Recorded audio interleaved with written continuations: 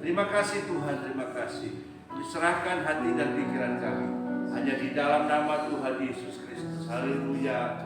Amin. Di nama Tuhan silakan berdoa kasih Tuhan. Sekalipun aku turun ke dalam lembah kekelaman, tetapi aku tetap bersukacita karena aku tahu Tuhan menyertai aku. Amin, saudara. Itu yang paling penting. Itu yang paling harus kita punyai di dalam kehidupan kita. Kalau kita nggak punyai, maka kita itu akan menjadi seperti murid-murid Tuhan. Ketika Tuhan disalibkan, ketika Tuhan mati, mereka semua tercerai-berai. Mereka semua melihat bahwa Tuhannya, rajanya yang katanya menjadi raja atas bangsa Israel itu mati. Mereka semua tercerai-berai. Padahal di dalam kisah para rasul dikatakan jangan engkau meninggalkan Yerusalem sampai kuasa itu turun atas kamu. Karena sebenarnya Tuhan kita itu bukan Tuhan yang cuek sama hidup saudara dan saya. Tuhan kita itu adalah Tuhan yang sangat memperhatikan hidup kita. Di dalam kitab Yohanes pasal 16 ayat yang ke-7 dikatakan adalah lebih berguna aku pergi kepada Bapa supaya aku dapat mengutus rohku kepadamu.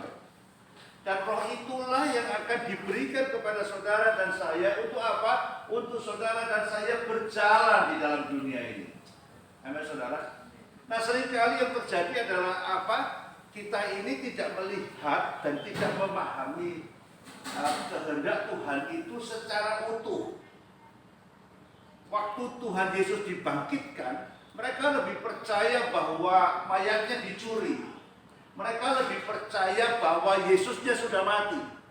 Tetapi perkataan Allah di dalam Yesus Kristus yang mengatakan bahwa aku akan bangkit pada hari yang ketiga, itu mereka lupakan. Kenapa orang bisa lupa? Karena ketakutan mereka. Itu mereka membuat mereka itu tidak ingat kepada seluruh perkataan-perkataan Tuhan. Nah, yang menjadi persoalan di dalam hidup kita ini ketika saudara dan saya tidak memakai firman itu utuh di dalam hidup kita. Amin, saudara. Cuma ingat yang janji Tuhan. Itu sih diri-diri. Padahal kalau mau ditanya beneran, Tuhan janji apa sama kamu? Kan gitu. Yang diingat itu kalau ngomong selalu janji Tuhan, janji Tuhan. Tuhan pernah janji apa? Satu ayat yang paling penting yang Tuhan janjikan kepada kita adalah bahwa Dia menyertai kita. Siapa yang menyertai? Bahwa aku akan menyertai engkau sampai selama-lamanya. Itu menjadi ayat yang paling penting. Dia tidak pernah menjanjikan bahwa hidup kita itu akan selalu suka. Dia tidak pernah menjanjikan bahwa hidup kita itu akan selalu penuh dengan kesukaan, penuh dengan kegembiraan. Enggak. Tetapi Dia menjanjikan kepada kita bahwa Dia akan menyertai kita sampai selama-lamanya. Nah, itu sebabnya saudaraku dikasih Tuhan, ketakutan itu membuat kita menjadi blank. Kalau sudah bicara COVID, bingung semua. Kalau bicara tentang lagi keadaan ekonominya jelek, bingung semua. Ya, saya di kantor kemarin menjelang mau liburan itu, semuanya ada yang mau ke Jember, ada yang mau ke Bali, ada yang mau ke Nganjuk, ada yang mau ke ini, semuanya pergi-pergi. Lalu saya ditanya, orang mau kemana? Saya langsung nyanyi, lebih baik di sini, rumah kita sendiri. Saudara, saya nggak pernah merasa bahwa keadaan keuangan saya yang buruk ini harus saya siasati. Tetapi kita ini harus percaya kepada Tuhan bahwa yang lebih baik Tuhan ada bersama-sama dengan kita. Ada saudara. Itu sebabnya kemarin kita bertiga ini tadi waktu berangkat sudah ngomong gini. Nanti habis kebaktian makan terus kita kemana? Pulang. Ngapain? Di rumah saja. Itu paling enak. Itu sebabnya saudara dikasih Tuhan, kalau ada yang mau pergi, saya juga enggak mau pergi, silakan pergi. Tetapi pada pagi hari ini yang saya rindukan adalah begini. Kita semua ini adalah orang-orang yang sudah mendengarkan firman. Kita ini adalah orang-orang yang setiap minggu ke gereja mendengar firman. Siapa yang mendengar firman setiap minggu? Siapa yang baca firman setiap hari? Siapa yang dengar radio rohani setiap hari? Ya, udah dengar bisa-bisa. Tetapi kita tidak pernah merasa perlu bahwa firman itu hidup di dalam hidup kita. Kita akan menganggapnya itu cuma sekedar rambu-rambu. Oh, dilarang belok kanan, tidak kanan. Oh, dilarang belok kiri, tidak ke kiri. Tetapi kita tidak pernah merasakan bahwa seharusnya yang Tuhan rindukan di dalam hidup kita ini adalah kita ini menghidupinya di dalam hidup kita. Amin, saudara. Itu sebabnya seringkali kita merasa bahwa saya mau ke sana kok jadinya ke sana. Karena sebenarnya tanpa firman itu hidup di dalam hidup kita, kita ini tidak hidup bersama dengan firman. Karena firman itu cuma jadi pengetahuan, firman itu cuma jadi rambu-rambu. Orang banyak ngomong begini, paling enggak Pak, kalau kita itu jadi orang yang beriman itu Pak, kita itu tahu bahwa ke sana tak boleh, itu tidak boleh. Bukan itu. Tapi firman itu hidup di dalam hidup kita. Perkataan Tuhan itu hidup di dalam hidup kita. Menjadi sebuah persekutuan antara Bapa di surga dengan siapa? Dengan kita di dalam hidup kita itu. Itu sebabnya persoalan hidup bersama dengan Tuhan itu tidak bisa terlepas dari yang namanya ketaatan. Itu sebabnya, mari saudara, saya ajak saudara baca di dalam kitab 1 Petrus 1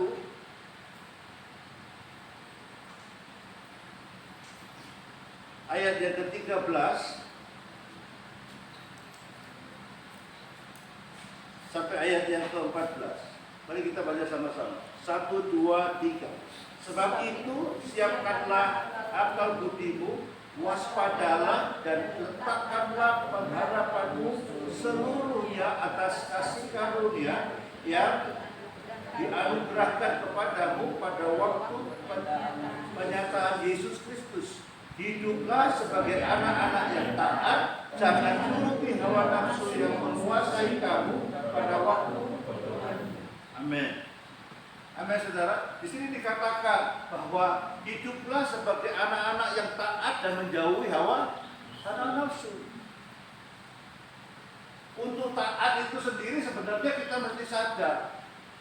Kita baca Roma pasal 11 ayat 32.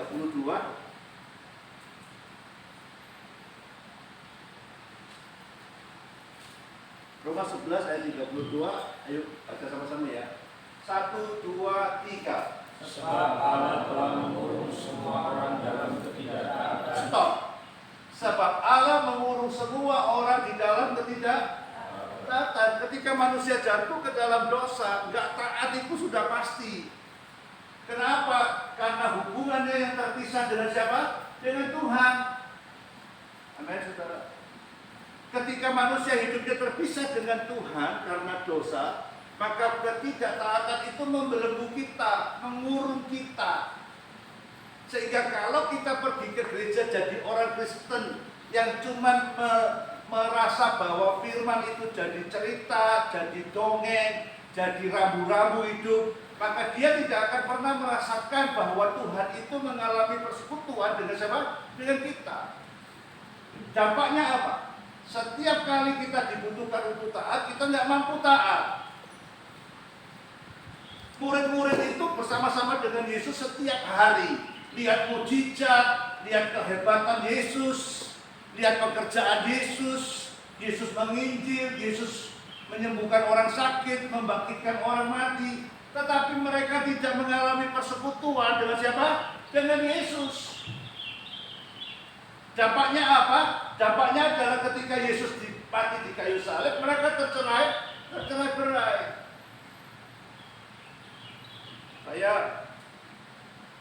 Saya mengelola sebuah perusahaan. tapi jarang ada karyawan saya yang mau duduk di depan saya lalu cerita, lalu meminta cerita dari saya. Bapak itu maunya kemana sih Pak? Saya ini orang yang banyak ngomong, saya ini talkative, saya banyak cerita. Seringkali saya bercerita bahwa perusahaan ini akan arahnya ke sana, saya bawa begini, dampaknya begini. Saya selalu katakan bahwa saya yakin berjalan bersama dengan Tuhan, kita semua pasti beres. Benar? Kalau ketemu sama saya akan ceritakan yang sama. Bahwa kalau saya berjalan dengan Tuhan, kita semua berjalan bersama dengan Tuhan, semuanya pasti beres. Tetapi karena nggak ada yang datang ke kantor saya, nggak pernah nanya. Ketika perusahaan mulai goyang, semburan aku. Ada yang dengan diam-diam bertanya, tanyanya diam-diam. Tapi kalau tanya kepada teman-temannya dengan diam-diam, itu namanya menyebarkan hoax. Setuju tidak? Karena nanyanya nggak langsung ke saya gitu. Kalau mereka tanya ke saya pasti akan menceritakan kepada mereka. Sehingga apapun yang saya perintahkan kepada mereka, mereka pasti mengerjakannya. Amin saudara? Karena membangun hubungan dengan seorang pemimpin itu sebetulnya sedang menarik pikirannya dan ditaruh di dalam pikirannya. Amin. Demikian pula apa yang Tuhan mau kerjakan. Tuhan mau persekutuan saudara dengan Tuhan bukan cuma sekedar menjadi rambu-rambu. Hubungan dengan orang tua itu bukan cuma sekedar orang tuanya ngomong begini, nanti kalau kita nggak nuruti papa, nanti papa marah. Bukan cuma sekedar rambu-rambu, tetapi benar-benar mengerti, Pak, sebenarnya papa mau begini, ini dampaknya apa sih? Maunya gimana sih? Sehingga ketika papanya menceritakan apa yang direncanakan di dalam hidupnya dan hidup anak-anaknya, maka semuanya itu oleh anak-anaknya harus ditarik dan disimpan di dalam hatinya. Amin. Sehingga ketika anak-anak itu dibawa oleh bapaknya kemana saja, seperti Raja Daud tadi katakan bahwa kemana saja oke, asal Tuhan menyertai aku. Amin. Ini yang perlu kita lakukan. Ketaatan itu tidak akan pernah muncul ketika persekutuan dengan Tuhan itu tidak mampu dilakukan di dalam hidupnya. Amin saudara. Persekutuan dengan firman itu cuma sekedar ibadah hari Minggu selesai. Tanpa firman itu hidup di dalam hidup kita. Loh Pak, kalau keadaannya memang buruk gimana Pak? Memang ikut Tuhan itu tidak selalu di atas gunung, ada ngeri-ngeri sedang. Ada ngeri-ngeri sedang. Sampai pada suatu hari saya berumah tangga dengan kekasih saya ini. Saya nggak ngomong dia ini perempuan yang senang diajak susah loh. Nggak, saya mau membuat dia tidak susah. Jadi dia sendiri kalau saya tanya, kamu mau nggak saya ajak susah? Pasti nggak mau dia. Ya loh. Jadi pada suatu hari ketika saya harus bayar listrik tanggal 10, saya nggak punya uang. Tetapi saya menaruh kepercayaan saya dan ketaatan saya itu kepada Tuhan. Memang kadang-kadang kelihatannya bisa seperti orang bledes. Tahu bledes? Orang yang apa bledes itu ya? Masa bodoh. Tetapi ini bukan masa bodoh. Karena saya tahu saya bersama-sama dengan Bapa yang memelihara saya dengan baik. Amin. Ini bukan masa bodoh.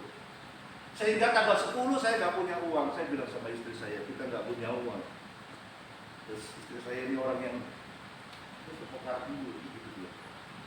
Saya bilang sama dia, kita nggak punya uang. Biarin aja. Dan ini adalah masa-masa pembelajaran saya bersama dengan istri saya. Dalam menjalani kehidupan kami berdua. Waktu itu Kristus belum ada ya. Sampai tanggal 11, 12, 13, 14, 15, 16 kita berdua ini bukan orang yang suka ngelupuk sana. Kalau telepon sana tinggi sana, kita berdua ini tidak pernah telepon sama siapa. Sama mama saya nggak pernah telepon. Dia sama maminya aja nggak pernah telepon kalau kita berdua. Jangankan butuh uang, butuh mobil aja kita nggak pernah telepon, padahal kita nggak punya mobil pada saat itu. Tetapi kita percaya bahwa hidup kita ini adalah hasil dari pemeliharaan Tuhan yang sempurna. Amin. Dalam pembelajaran itu saya jalani tanggal 11, 12, 13, 14, 15, 16, terdekat gitu. Terus biasanya orang Kristen gimana? Berdoa. Berdoa itu kalau hari ini berdoa, besok nggak ada uang. Besok berdoa lagi, besoknya nggak ada uang. Makin dekat apa makin percaya? Sebuah ini nggak tahu kan? Makin dekat apa makin percaya? Makin dekat. Percaya kepada Tuhan itu adalah melakukan semua perintahnya, yaitu sebuah ketaatan. Orang yang percaya itu adalah orang yang mendengar, menyimpan di dalam hati dan mengerjakannya. Sekalipun keadaannya tidak menguntungkan. Ya, sekalipun keadaannya tidak menguntungkan. Jadi 11, 12, 13 sampai tanggal 20. Tiba-tiba Tuhan memberkati saya. Dan saya bayar Kristi. Everything alright. Tetapi bulan depannya Tuhan sedang mengajari saya. Tanggal 7 itu saya sudah punya uang.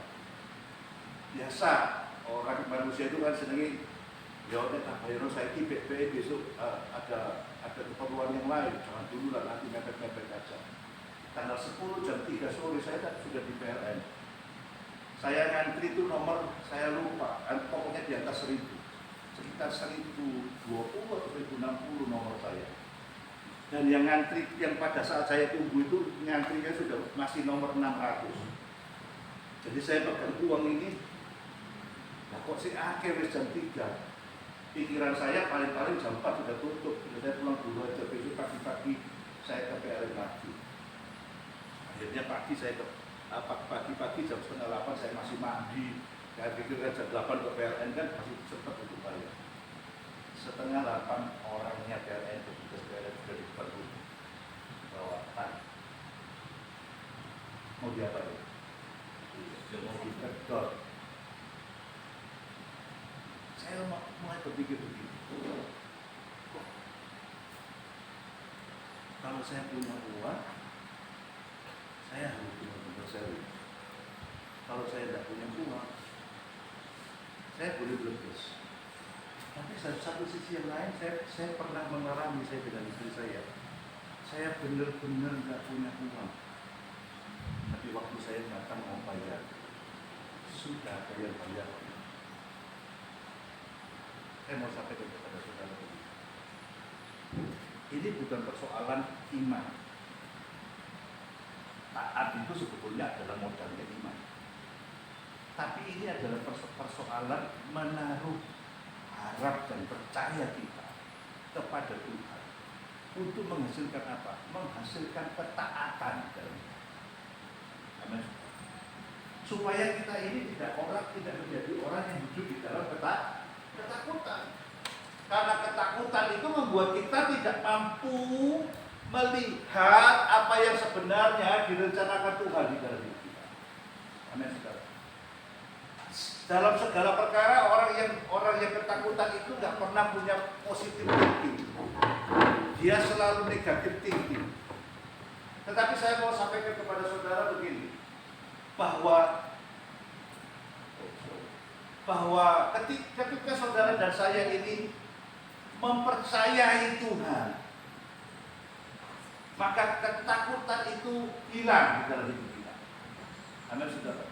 Hilang. Sehingga waktu saya kena COVID itu, saya kemudian Tuhan izinkan saya masih hidup sekarang.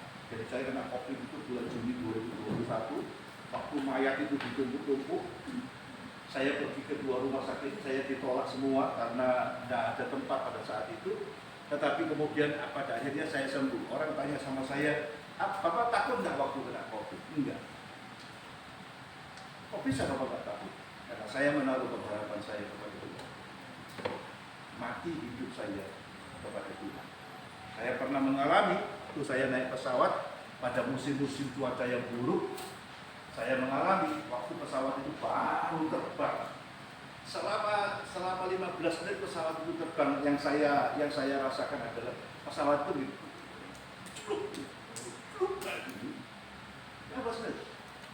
kalau saudara pasti tahu sebelah saya sudah iritan, sudah ada yang ini. Terus waktu saya mau berdoa, tiba-tiba seperti ada yang tanya sama saya, kamu mau berdoa apa? Kaget saya. Ya, saya yakin kalau berdoa saya mestinya ya Tuhan saya diselamatkan. Loh, masa satu pesawat ini yang mencolok saya sendiri? Di dalam pesawat ada Air yang tempoh hari yang tempoh hari hilang itu ada 4 pendeta juga hilang kan, 4 keluarga kan. Makanya saya, apakah pendeta itu mau berangkat nggak berdoa? Pasti berdoa. Hilang juga kan. Saudara lagi naik angkot dari sini ke Surabaya pakai air itu, supirnya habis sakit gigi, supirnya sudah sakit gigi, habis gegeran sama istrinya lalu nyopir mobil. Nabrak, saudara loncat sendiri. Tidak kan begitu kan? Tetapi mempercayakan hidup kita kepada Tuhan ini dibangun dari pengertian dan firman yang ditanam menjadi persekutuan antara Allah itu dengan kita. Amin, saudara. Sehingga segala perkara di dalam hidup kita itu pengharapannya kepada apa? Kepada apa yang pernah diucapkan Tuhan kepada kita. Melalui khotbah, melalui pembacaan firman sendiri, melalui dengar khotbah dari TV, dari radio, dan itu membangun sebuah pengharapan di dalam hidup kita. Amin, saudara. Itu sebabnya itu harus benar-benar jadi hidup di dalam hidup kita. Itu sebabnya saya ingin melindungi saudara untuk bisa mempunyainya di dalam hidup saudara. Yang pertama adalah, coba lihat 1 Petrus 1 ayat 13. Yang pertama, bagaimana caranya bisa mempunyai pengharapan kepada Tuhan? Yuk, kita baca sama-sama. 1, 2, 3. Sebab itu siapkanlah apa budimu. Stop. Siapkanlah apa budimu. Kita ada orang bilang begini, kita itu kalau percaya kepada Tuhan, tak usah lihat keadaan. Loh, keadaan itu muncul, nggak usah dilihat pun dia kelihatan. Tetapi akal budi kita ini harus benar-benar disiapkan.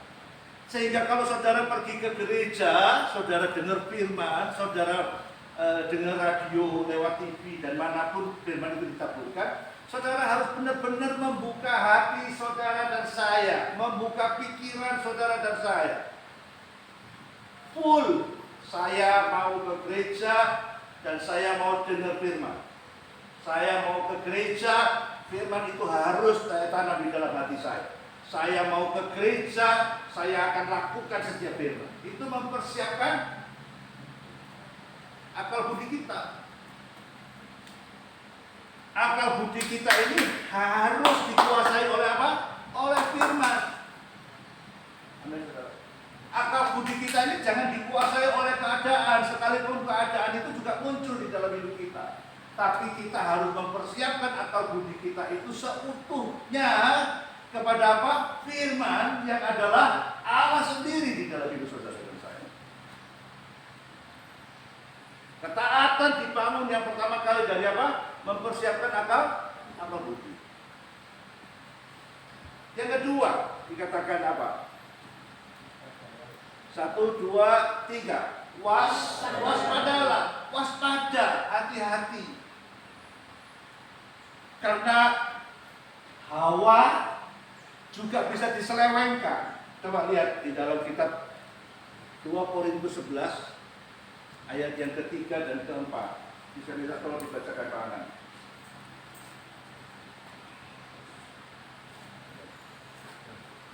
Ayat 3 dan 4. 2 Korintus pasal yang ke-11 ayat yang ketiga. Tetapi aku takut kalau pikiran kamu disesatkan dari kesetiaan kamu yang sejati kepada Kristus, sama seperti Hawa diperdaya oleh ular itu dengan kelicikannya. Ayat yang keempat. Sebab kamu sabar saja jika ada seorang datang memberitahukan Yesus yang lain daripada yang telah kami beritakan, atau memberikan kepada kamu roh lain daripada yang telah kamu terima, atau Injil yang lain daripada yang telah kamu terima. Hati-hati bisa disesatkan. Amin, saudara. Hati-hati disesatkan. Karena kalau kita nggak pernah belajar dengan baik, kita tidak pernah memberikan diri kita ini untuk dipenuhi oleh pikiran Tuhan. Hati-hati bisa disesatkan. Saya mau beritahu kepada saudara, dulu kita sering mendengar begini, jangan lihat saya, lihat Tuhan. Saya kasih tahu, itu sesat. Karena Tuhan akan bermanifestasi di dalam hidup kita untuk diekspresikan kepada orang lain. Dari kita, orang bisa menikmati Tuhan. Kalau gereja ini mau orang-orang yang ada di dalam gereja ini, melalui gereja yang kita ada saat ini itu, orang melihat Tuhan di dalam hidup kita, nggak bisa gini. Shalom. Nggak bisa. Tuhan harus tinggal di dalam hidup kita melalui mendiamkan akal budi kita, lalu mengekspresikannya lewat apa? Lewat perbuatan kita. Karena Matius pasal 7 katakan dari buahnya kamu mengenal mereka. Jadi jangan membuangnya ke sana. Tanpa persekutuan kita dengan Tuhan, kita nggak bisa menjadi manifestasi Allah di dalam kehidupan kita di dunia ini. Orang di luar sana masuk ke gereja mau ketemu Tuhan. Pertanyaan saya, orang kalau ke gereja selalu ngomongnya begini, ngomongnya apa? Kamu mau kemana? Mau ketemu Tuhan. Pertanyaan saya, apakah orang-orang di luar sana ketika dia datang ke gereja, dia bisa melihat Tuhan? Dia baru bisa melihat Tuhan ketika orang di dalamnya itu membuka hati dan pikirannya, akal budinya, dan hidup di dalamnya. Amin, saudara. Gereja bukan cuma tempatnya kita berperform, pertunjukan. Gereja bukan tempatnya sulap. Gereja bukan tempatnya melihat orang lumpuh berjalan. Tetapi gereja adalah tempat di mana Tuhan bisa bermanifestasi melalui saudara dan saya, supaya setiap orang mengenal Tuhan di dalam hidup saudara dan saya. Amin, saudara. Waspada, hati-hati. Tidak semua apa yang diajarkan oleh orang itu benar, tetapi uji semuanya dengan apa? Dengan firman. Amin, saudara. Sehingga dalam kehidupan kita ini kita tidak seringkali cuma menganut ngomongnya orang. Terus rumahnya orang diputar di dalam nama Yesus, orang Yesus. Itu sesat dulu. Saya harus katakan itu sesat. Dulu Pak Roy nggak gitu, saya dulu juga gitu. Tapi hari ini saya nggak gitu. Kenapa? Karena ada pertumbuhan rohani. Karena ada pengenalan akan Tuhan. Kita nggak cuma satu kali hari Minggu datang selesai, enggak. Tapi kita belajar dan menerima Yesus sebagai Tuhan di dalam hidup kita. Saudara kalau ngomong menerima Yesus sebagai Tuhan, dan cuma gitu. Dan menerima Yesus sebagai Tuhan. Tahu? Tuhan artinya apa? Dia berkuasa atas hidup kita. Dia berdaulat atas hidup kita. Amin, saudara. Yang ketiga, ayo kita baca sama-sama. Yang ketiga, 1, 2, 3. Letakkanlah pengharapanmu seluruhnya atas kasih karunia yang dianugerahkan kepadamu pada waktu penyataan Yesus Kristus.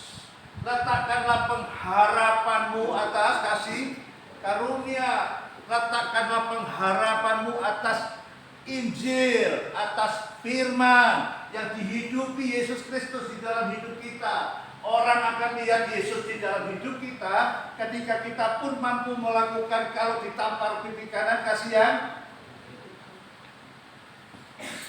Amin. Orang Kristen tidak boleh protes.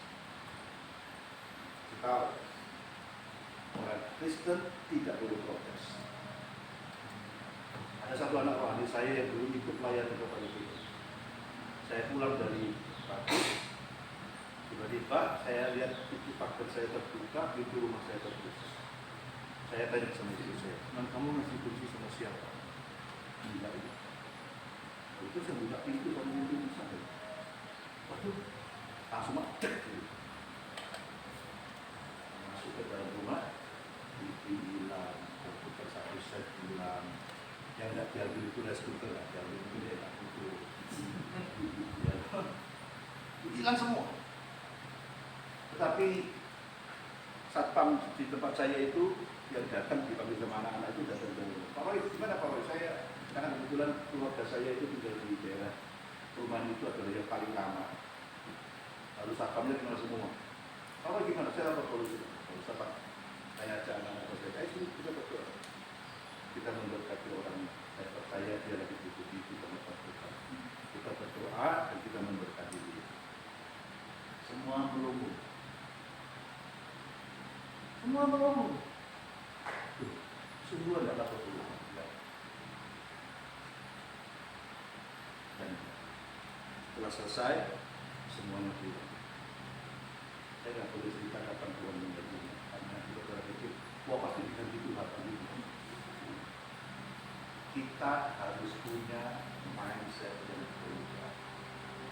Karena apa? Kita harus meletakkan pengharapan kita atas kasih sekali. Saya pernah dicurahi di dalam perusahaan.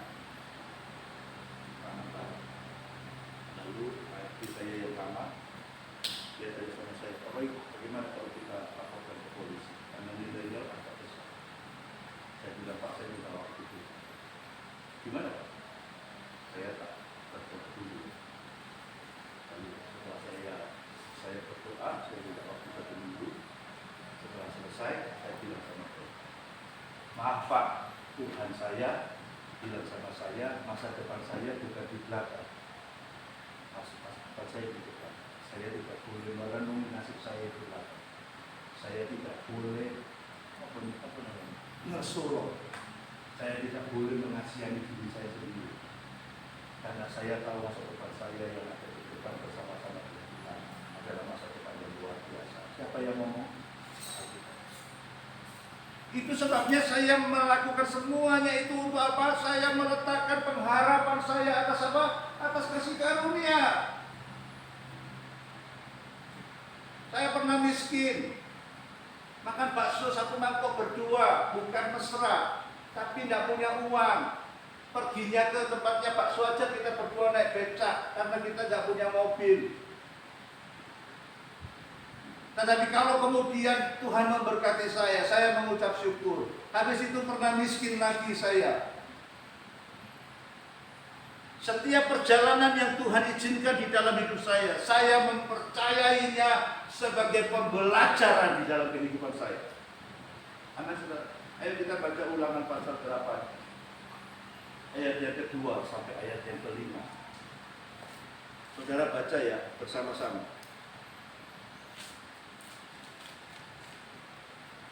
Yuk, sudah dapat? 1, 2, 3. Ayo, bareng-bareng. 1, 2, 3. Ingatlah kepada seluruh perjalanan yang kau lakukan atas kehendak Tuhan. Di padang gurun selama 40 tahun ini masuk merendahkan hatimu dan mencobai engkau untuk mengetahui apa yang ada dalam hatimu, yakni apakah engkau berpegang pada perintahnya atau tidak. Jadi dia merendahkan hatimu, membiarkan engkau lapar dan memberi kau makan yang tidak kau kenal dan juga tidak dikenal oleh nenek moyangmu, untuk membuat engkau mengerti bahwa manusia hidup bukan dari roti saja, tetapi manusia hidup dari segala yang diucapkan Tuhan. Pakaianmu tidaklah menjadi buruk di tubuhmu, dan kakimu tidaklah menjadi bengkak selama 40 tahun ini. Maka haruslah engkau insaf bahwa Tuhan Allahmu mengajari engkau seperti seorang mengajari anaknya. Kasih salam kalau dia ngomong, ternyata naik belajar. Dia Bapak mengajari. Nah, Nah itu kita maunya kan begitu. Nah, wah, terus kita turun lagi dua. Tapi cuma dibersihkan air, turun. Nah, ingatlah kepada seluruh perjalanan. Bisik bayaran biro, oleh Yoko. Hari ini bayarannya sudah berapa, dapatnya apa. Besok ada masalah lagi, ingat lagi yang kemarin. Bahwa Tuhan mau saudara saya belajar bahwa Dia menyertai kita untuk selama-lamanya. Itu lebih penting daripada apa yang kita terima. Apa sebabnya? Itu sebabnya yang ketiga, supaya bisa taat bagaimana? Menaruh pengharapan kita seutuhnya kepada apa? Kasih karunia. Kalau umpama terjadi apa-apa, kita bilang begini, saya tahu Tuhan bersama-sama dengan saya. Saya tahu Dia bersama-sama dengan saya. Saya seringkali tanya sama teman-teman, kamu kalau lihat saya, kamu bisa lihat bahwa saya punya persoalan nggak? Jawabannya, yes. Lihat aku sekarang ini, Pak Oli sedang punya persoalan besar. Kenapa kok bisa nggak kelihatan? Karena pengharapan saya ada di mana? Ada di dalam Tuhan. Kalau pengharapan saya ada di dalam pendapatan saya, sekarang saya sudah gini. Ya Pak ya? Hah? Main burung, main ngomong itu, weng. Tapi kalau kita menaruh pengharapan kita kepada Tuhan, Tuhan bermanifestasi di dalam hidup saudara. Amin saudara. Itu sebabnya saudara dikasih Tuhan. Taat itu tidak bisa datang sendiri. Karena taat itu sudah tidak komplementari di dalam hidupnya manusia. Taat itu sudah tidak menjadi kelengkapan. Karena dosa kita ini kehilangan ketaatan di dalam hidup kita. Kita ini dikurung dalam ketidaktaatan. Makanya jangan heran, sekalipun dia Kristen, tapi kalau tiga perkara ini dia tidak menyiapkan akal budinya, dia tidak waspada kepada pengajaran dan segala sesuatu yang hadir dalam hidupnya. Yang ketiga, dan dia tidak menaruh pengharapannya atas kasih karunia di dalam hidupnya. Sekalipun dia Kristen 50 tahun, dia tidak akan pernah merasakan Tuhan itu hidup di dalam hidupnya. Amin saudara. Itu sebabnya kita harus sadar mulai hari ini bahwa punya Tuhan itu penting. Setuju tidak sama saya? Mempersiapkan akal budi kita itu penting. Hari Minggu itu kalau saudara datang ke gereja itu dengan sebuah antusiasme. Saya mau ke gereja karena saya di gereja akan mengalami persekutuan saya dengan siapa? Dengan Tuhan di dalam hidup saya. Tuhan mau bicara apa Tuhan dengan saya? Tuhan mau menyampaikan apa kepada saya? Saya siap Tuhan. Ini hati dan pikiran saya Tuhan. Saya siap. Itu yang diinginkan Tuhan di dalam hidup kita. Karena yang Dia mau, ketaatan saudara akan menghasilkan kekudusan di dalam hidup saudara dan saya. Amin saudara. Saya mau tutup dengan kesaksiannya Salomo. Kita buka Mazmur 127. Kita baca sama-sama ya, ayat yang pertama. 1, 2, 3. Jikalau bukan Tuhan yang membangun rumah, sia-sialah usaha orang yang membangunnya. Jikalau bukan Tuhan yang mengawal kota, sia-sialah pengawal berjaga-jaga. Sia-sialah kamu bangunkan